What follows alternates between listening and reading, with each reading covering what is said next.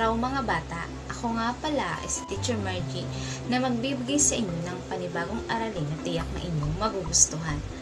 Pero bago tayo dumako sa ating panibagong aralin, pakinggan muna natin ang kwento ng daga at ng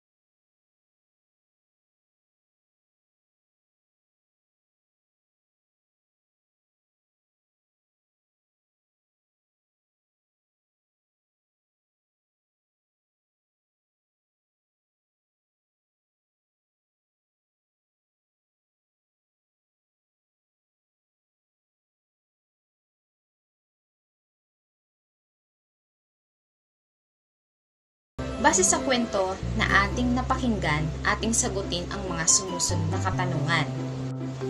Tapos na ba kayo mga batang sumagot?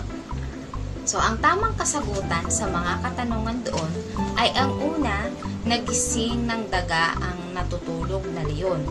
Sa pangalawang katanungan, nagalit ang leon at nagmakaawa ang daga na huwag kainin. Sa pangatlong katanungan, nahuli ang leon ng lambat na isang patibong ng mga ngaso.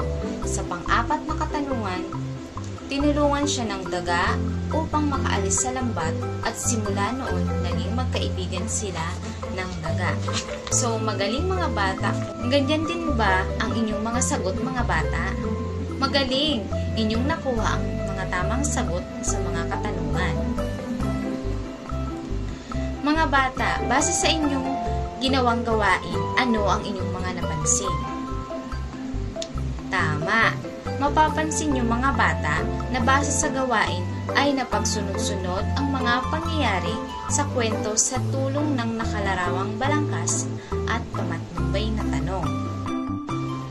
Ang kahalagahan ng ating paksang na pagsunod-sunod ang mga pangyayari sa kwento sa tulong ng nakalarawang balangkas at pamatnubay na tanong ay nahahati ang bawat bahagi ng kwento kung saan mahalaga ang kasanayan o pangunahing kaisipan ng bawat talata sa kwento. Lubos na nakakatulong ito upang makuha rin ang mga detalye at pagkakasunod-sunod ng mga pangyayari. Mga bata, may isa pa ako sa inyong kwentong babasahin. Dito rin natin masusubukan kung talagang may natutunan kayo sa ating tinalakay. Tayo makinig na mga bata sa kwento. Kasalukuyang nag-aaral si Edgar sa kolehiyo. Isa siyang masipag na mag-aaral, mabait na bata, ngunit mahiyain, kaya't wala siyang gaanong kaibigan. Sa kabila ng pinapakitang kagandahang asal ni Edgar sa kapwa-estudyante niya, siya ay nakaranas na kutsain o bulitin sa Ingles. Lagi siyang pinagtatawanan o pinaglalaruan kung anumang gamit mayroon siya. Wala siyang lakasang loob upang labanan ang mga ito, kung kaya't nananahimik na lang siya para hindi na lumalapa. Nagkaroon ng isang programa sa kanilang paaralan. May patimpalak sa pag-awit, pagsayaw at kung ano-ano pang pwedeng salihan. Lingid sa kaalaman ng lahat ay may itinatago pala na talento si Edgar sa pag-awit, kung kaya't binag-iisipan niya kung sasali ba siya o hindi. Pero siya ay kinausap ng kanyang guro na panahon na upang ipakita ang kanyang talento sa ibang tao. para hindi nila isipin na isa siyang talunan at walang ibubuga. Kaya't nakumbinsi na rin si Edgar na sumali. Hindi akalain ng mga kaklase niya at ng mga nangungutya sa kanya na may maganda pala siyang boses. Marami ang humanga at pinuri ang boses ni Edgar. Tuwang-tuwa si Edgar nang siya ay manalo sa patimpalak na iyon. Ito ang naging daan na magkaroon ng tiwala sa kanyang sarili si Edgar at wala na ang nangungutya sa kanya. Dito na rin nagsimula na magkaroon siya ng kaibigan at natutong makihalubilo. Ating alamin ang pagkakasunod-sunod ng pangyayari batay sa kwento sa tulong ng nakalarawang balangkas at pamatnubay na tanong. Ang unang katanungan ay kung ano ang pangyayari sa kwento. Pangalawa, ano ang sumunod na pangyayari? Pangatlo, ano ang suliranin? At ang pang-apat, ano ang katapusan ng kwento?